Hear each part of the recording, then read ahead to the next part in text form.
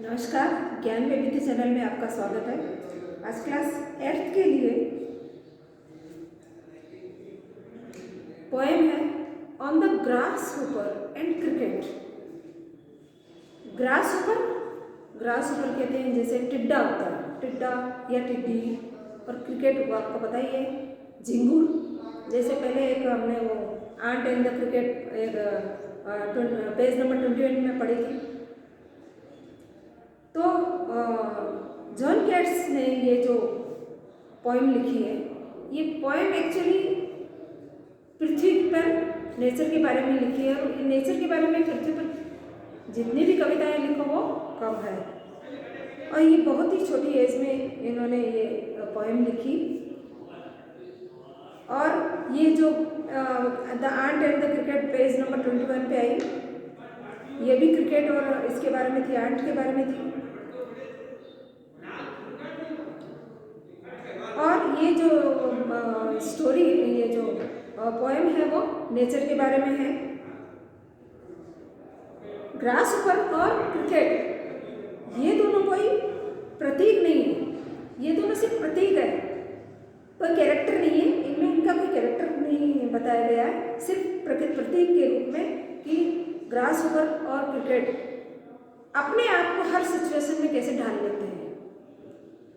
तो एक हमारे लिए एक प्रतीक के रूप में कवि ने इसमें इन दोनों के बारे में बताया है कि कैसे ये हर सीजन में अपने आप को ढालते हैं।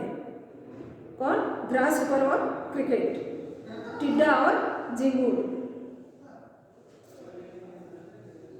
कि grass Hooper, the poetry of earth is never dead when all the birds are fanned with the hot sun and hide the cooling trees and boys will run।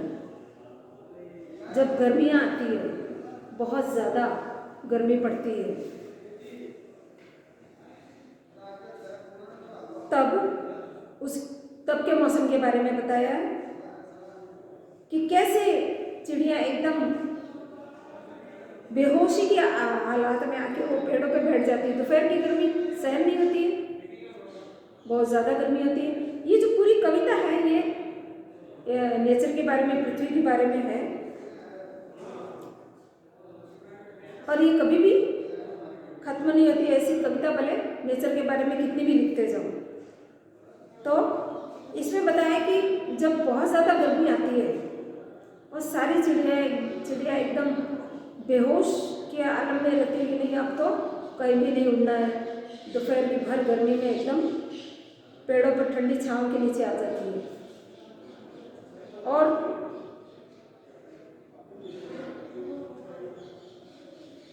From hedge to hedge about the new meet,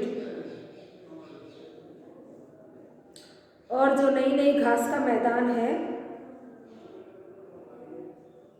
that is the grasshopper's take the lead. जो grasshopper रहता है वो आराम से वहाँ पर घूमता, उसको कोई गर्मी नहीं लगती, भर गर्मी में भी वो आराम से घास के मैदान में घूमता है। और उसका नेतृत्व रहता है कि देखो मैं आराम से इसमें रह सकता हूँ। In summer luxury he has never done with his delights, for when tired out with fun he rests as ease bend some pleasant weeds।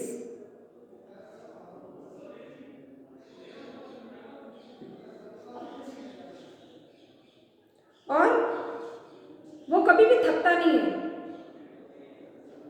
और ना उसे इतनी गर्मी लगती है कि भाई वो और चिड़िया जैसे ठंडी छांव के नीचे जाके बैठ जाए, तो ग्रास ऊपर भी नहीं। और जब उसे गर्मी उसे किसी बचाव की जरूरत होती है तो एक घास का तिनका उसके लिए काफ़ी है, एक जंगली घास का तिनका उसके लिए काफ़ी है, जिसके नीचे वो आराम से बैठ जाता है, रेस्ट कर लेता है। उसे किसी ठंडी छांव की जरूरत नहीं है, इतनी भर गर्मी में भी वो आराम से आगे चलने के लिए, नेतृत्व करने के लिए एकदम तैयार रहता है। उसका कहना है कि गर्मी मेरा कुछ नहीं बिगाड़ सकती है। जो ग्रास ऊपर रहता है वो आराम से घूमता रहता है पूरे घास के मैदान में, और जब वो थक जाता है तो एक घास के तिनके के नीचे आराम से वो रेस्ट कर लेता है। उसे बहुत बड़ी छांव की जरूरत नहीं पड़ती है। The poetry of earth is ceasing never on the lone winter evening when the frost. अब इस पोएट्री में एक दूसरा सीजन भी बताया है कि जब विंटर आती है, बहुत ज़्यादा सर्दी आती है और बर्फ जमने लग जाती है, तो इसमें इंसान क्या, पशु पक्षी भी सारे घरों के अपने बिल के अंदर रहते, पशु पक्षी, इंसान अपने घरों के अंदर, क्योंकि बर्फ जमने लग जाती है, कड़ाके की ठंड। Has a rod a silent from the stone three thrill। पत्थरों को जमा देने वाली जो कड़ाके की सर्दी है, गाढ़ी सर्दी एकदम। The cricket song in warm increasing ever.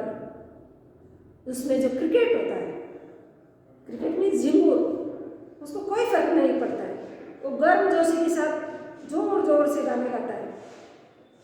कभी कभी हमने सुना होगा कि जब एकदम ठंडी रात रहती है तो आवाज़ आती रहती है, किर किर किर किर किर किर की आवाज़ आती है ना, ऐसी, तो वो झिंगुर की आवाज़ आती है। भले सारे सारे गर्म उस भरी सर्दी में सोए रहो आराम से कड़ाके की बर्फीली ठंड में, लेकिन उसकी गाने की आवाज़ आती रहती है। वो अपनी धुन में गाने गाता रहता है, उसे कोई ठंड का आभास नहीं होता है। चाहे कितनी भी पत्थरों को जमा देने वाली भले सर्दी हो, लेकिन उसको कोई फर्क नहीं पड़ता है, वो गर्म जोशी के साथ में गाने गाता रहता है। And seems to one the drown is half lost, the grasshoppers among some grassy hills.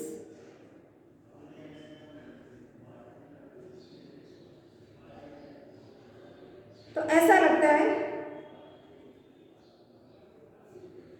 कि जिस ढंग से ग्रास ऊपर, और ये जो बताया है इसके बारे में, झिंगुर के बारे में, क्रिकेट के बारे में, कि जैसे वो अपने हर परिस्थिति में अपने आप को सही ढंग से ढाले रहते हैं, तो वो हमारे लिए प्रतीक है, वो हमारे लिए प्रतीक है कि हमें भी हर हालत में अपने आप को हर परिस्थिति में डालना चाहिए।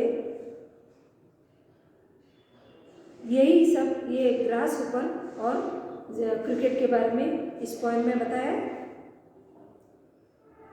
तो ये एक सिंबल है हमारे लिए, ये कोई